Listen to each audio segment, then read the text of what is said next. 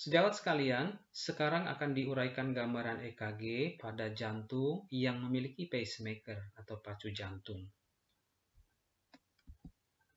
Pacu jantung dipasang atau implanted karena kegagalan sel-sel autoritmik menghasilkan depolarisasi dengan laju yang dibutuhkan oleh tubuh, atau karena hambatan konduksi depolarisasi tersebut ke distal, sehingga mengganggu sirkulasi ke organ-organ vital.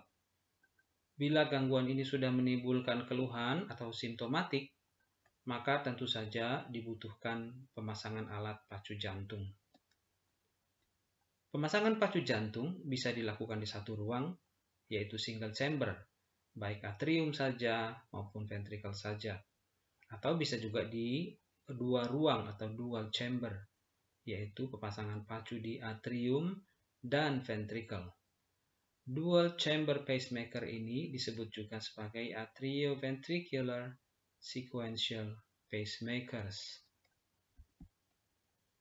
Contoh indikasi pemasangan pacu jantung, baik itu yang bersifat temporary pacemaker atau permanent pacemaker, antara lain AV block derajat 3, AV block derajat lebih rendah yaitu derajat 1 dan 2 dengan keluhan, bradikardi dengan keluhan, dan lain-lain.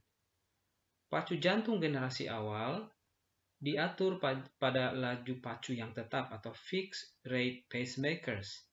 Namun, pacu jantung generasi sekarang dapat diprogram untuk meningkatkan laju pacu bila dibutuhkan peningkatan laju denyut jantung atau peningkatan heart rate. Kemampuan ini disebut rate responsiveness. Bagaimana kita dapat mengenali EKG akibat pacu jantung? Nah, pada umumnya aktivitas stimulasi oleh pacu jantung atau firing activities terlihat di EKG sebagai garis tajam kecil atau spike yang mendahului depolarisasi ruang tersebut. Aktivitas pacu di atrium tampak sebagai gambaran spike yang mendahului gelombang P abnormal, yaitu depolarisasi atrium sebagai respons terhadap stimulasi oleh pacu. Respons atrium ini disebut atrial capture. Aktivitas pacu di ventricle tampak sebagai gambaran spike juga, yang mendahului kompleks QRS yang abnormal atau lebar, yaitu depolarisasi ventricle sebagai respons terhadap stimulasi pacu di ventricle. Nah, respons ventricle ini disebut ventricular capture. Ini adalah contoh yang pertama. Karena kondisi tertentu, pacu jantung dipasang di atrium, yaitu atrium kanan. Misalnya pada gangguan simpul SA atau SA node, seperti sick sinus syndrome yang disertai oleh keluhan. Nah, pacu jantung di atrium menghasilkan irama yang kita sebut sebagai atrial pacing rhythm. Irama ini kita kenali dari gambaran spike, seperti yang tampak pada EKG ini.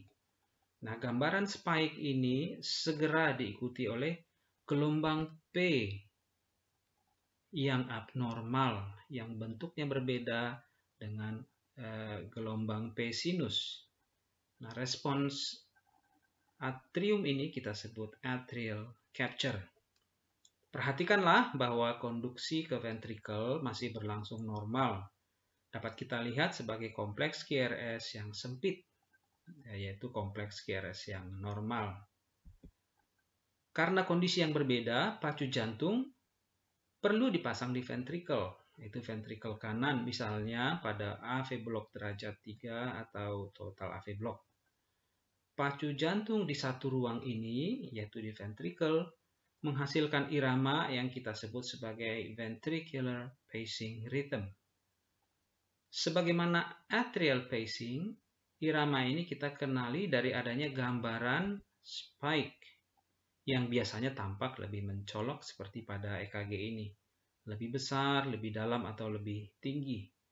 Spike segera diikuti oleh kompleks QRS abnormal atau QRS lebar, sebagaimana layaknya kompleks yang bersumber dari ventricle.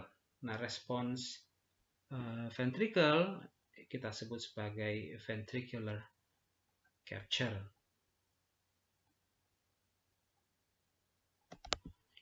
Karena situasi yang berbeda, misalnya pada gangguan di SA node dan AV node disertai keluhan, pacu ditempatkan di atrium dan ventricle seperti yang disebut tadi, yaitu dual chamber pacing, menghasilkan irama yang kita sebut atrioventricular pacing rhythm. Karena pacu ada di dua ruang, yaitu di atrium dan ventricle, maka kita melihat gambaran dua spike yang berurutan. Spike pertama berasal dari stimulasi atrium, diikuti oleh gelombang P abnormal atau atrial capture. Sedangkan spike kedua berasal dari stimulasi ventricle, diikuti oleh kompleks QRS lebar atau ventricular capture. Nah, itulah elektrokardiogram pada pacu jantung. Kami berharap sejawat sekalian dapat memahaminya dengan baik. Beberapa kasus lain akan didiskusikan saat sesi online dengan instruktur untuk memperkaya khasanah sejawat-sejawat sekalian. Terima kasih, have fun, selamat belajar.